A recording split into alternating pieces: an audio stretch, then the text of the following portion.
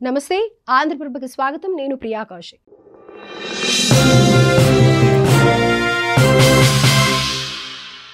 తెలంగాణలోని మహిమాన్వితమైన క్షేత్రం సుభద్ర సమేత బలభద్ర జగన్నాథుడు, శ్రీదేవి భూదేవి సమేత శ్రీనివాసుడు స్వయంభూవులుగా కొలువుదీర్న ఆలయం. భక్తుల కోరిన కోరికలను తీర్చే కొంగు బంగారంగా ప్రకృతి ఒడిలో విరాజిల్లుతున్న అనంతాద్రి ఆలయంపై ఆంధ్రప్రభ ప్రత్యేక కథనం.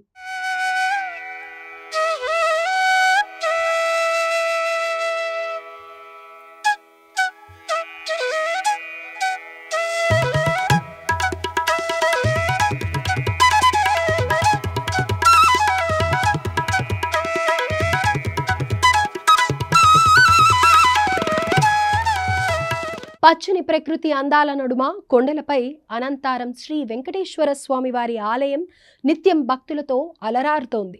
ఇక్కడ సుభద్ర సమేత బలభద్ర జగన్నాథుడితో పాటు శ్రీదేవి భూదేవి సమేత శ్రీనివాసుడు స్వయంభూవులుగా వెలిసారని ప్రతీతి.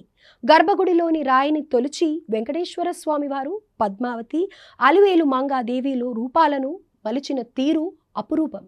అలాగే రామస్తూపంను కూడా నిర్మించారు.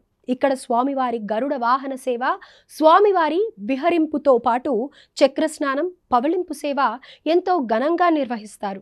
ఈ క్రమంలోనే స్వామివారిని దర్శించుకునేందుకు భక్తులు పెద్ద ఎత్తున తరలివస్తూ ఉంటారు.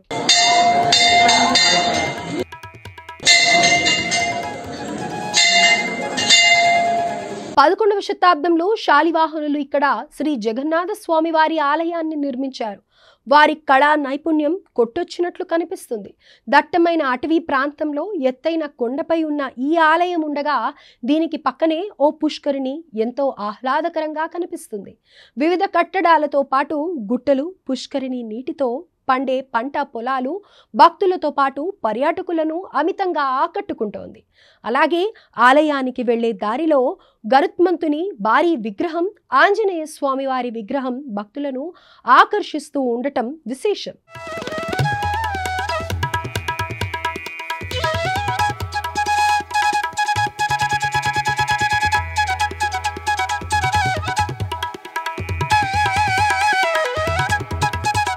అయితే ఈ కొండపై చీకటి పడిన తర్వాత ఎవ్వరూ ఉండరట. దీనిపై ప్రజల నుంచి భిన్న అభిప్రాయాలు వ్యక్తమవుతున్నాయి. పూర్వం జగన్నాథుడికి వచ్చే కానుకలను ఆయన సన్నిధానంలోనే భద్రపరిచేవారట. కానీ ఆ సొమ్మును చోరీ చేయాలని కొందరు దుండగులు కొండపైకి చేరుకున్నారట. అయితే ఆ సమయంలో కొండపై విహరిస్తున్న స్వామివారిని ఎవరో భక్తుడిగా భావించి దాడి చేసే ప్రయత్నం చేశారట. అప్పుడే దొంగలు శిలలుగా మారిపోయారని చెబుతారు. అయితే ఆ శిలలు ఇప్పటికీ కొండపై కనిపిస్తూ ఉంటాయి. నిత్యం భక్తులతో, పర్యాటకులతో ఆలయ ప్రాంతమంతా ఎంతో సందడిగా కనిపిస్తూ ఉంటుంది. ప్రతి శని, ఆదివారాల్లో భక్తుల తాకిడి మరింత ఎక్కువగా ఉంటుంది. మొత్తంగా పచ్చని ప్రకృతి నడుమ ఆధ్యాత్మిక పర్యాటక ప్రాంతంగా అనంతాద్రి ఆలయం అలరారుతోంది. శ్రీమన్నారాయణ, జై జై శ్రీమన్నారాయణ. ఆంధ్రప్రభ డిజిటల్ టీవీ యాజమాన్యానికి అనేక మంగళాశాసనాలు చేస్తూ ఈ యొక్క అనంతాద్రి క్షేత్రం గురించి క్లుప్తంగా వివరణ ఇవ్వడం జరుగుతోంది. ఈ యొక్క అనంతాద్రి క్షేత్రం స్వయం వ్యక్తం. అంటే తిరుమల తిరుపతి దేవస్థానంలో ఎలాగైతే వరాహస్వామి వారు, వెంకటేశ్వర స్వామి వారు ఉభయంగా వెలిసి ఉన్నారో, అదేవిధంగా ఈ యొక్క అనంతాద్రి క్షేత్రంలో బలభద్ర, సుభద్ర సహిత శ్రీ జగన్నాథ స్వామి వారు, అలవేలు మంగ పద్మావతి సమేతుడైనటువంటి శ్రీనివాసుడు వెంకటేశ్వర స్వామి వారు స్వయం వ్యక్తాలుగా ఈ యొక్క క్షేత్రంలో వెలవడం జరిగింది. ఈ యొక్క క్షేత్రాన్ని ప్రప్రథమంగా 1312వ సంవత్సరంలో ఈ యొక్క అరణ్యంలో, అంటే అడవిలో ఉండేటువంటి ఈ దేవాలయాన్ని వేట కొరకు వచ్చినటువంటి ఒక ఇద్దరు రెడ్డి గారు చూడడం జరిగింది. చూసిన తర్వాత ఈ దేవాలయాన్ని వారు నిర్మాణం చేయడం జరిగింది. ఈ యొక్క క్షేత్రంలో ఉదయాన్నే 5 గంటలకు సుప్రభాత సేవ, 7 గంటల నుంచి అర్చనా కార్యక్రమాలు జరుగుతాయి. మధ్యాహ్నం 12 గంటలకి రాజభోగ నివేదనతో దేవాలయం మూసివేయబడుతుంది. సాయంత్రం 4:30 గంటల నుండి తిరిగి అర్చనా కార్యక్రమాలు, 8 గంటలకు పవలింపు సేవతోటి దేవాలయాన్ని మూసివేయడం జరుగుతుంది.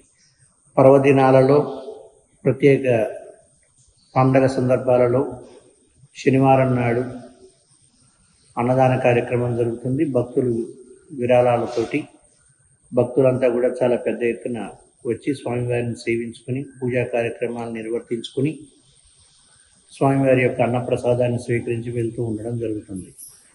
ఈ యొక్క క్షేత్రానికి శ్రీ శ్రీ శ్రీ త్రిదండి శ్రీమన్నారాయణ రామానుజ స్వామి వారి యొక్క ఆధ్వర్యంలో పాంచరాత్ర శాస్త్ర ఆగమ ప్రకారంగా పూజా కార్యక్రమాలన్నీ కూడా నిర్వర్తించబడుతూ ఉన్నాయి. ఈ ఆలయానికి ముఖ్యంగా శ్రీమాన్ శ్రీ నూకల రామచంద్రారెడ్డి గారు, ప్రభాకర్ రెడ్డి గారు, సోమేశ్వరరావు గారు, సంజీవరెడ్డి గారు, నరసింహారెడ్డి గారు అనేటువంటి 5గురు మూల స్తంభాలుగా ఉండి ఈ దేవాలయ అభివృద్ధి కార్యక్రమాలని వారు ప్రతినిత్యం కూడా రూపురేఖలను మారుస్తూ భక్తులకు అనుగుణంగా వారికి కావాల్సిన ఏర్పాట్లు చేస్తూ ఈ దేవాలయాన్ని మనందరికీ కూడా మన యొక్క కింద తరాల వారందరికీ కూడా ఆదర్శప్రాయంగా రూపొందించడం జరిగింది.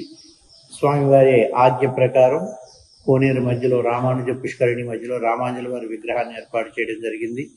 భక్తుల సౌకర్యార్థం వసతి గృహాలు అన్నీ కూడా ఏర్పాటు చేయడం జరిగింది. జై శ్రీమన్నారాయణ.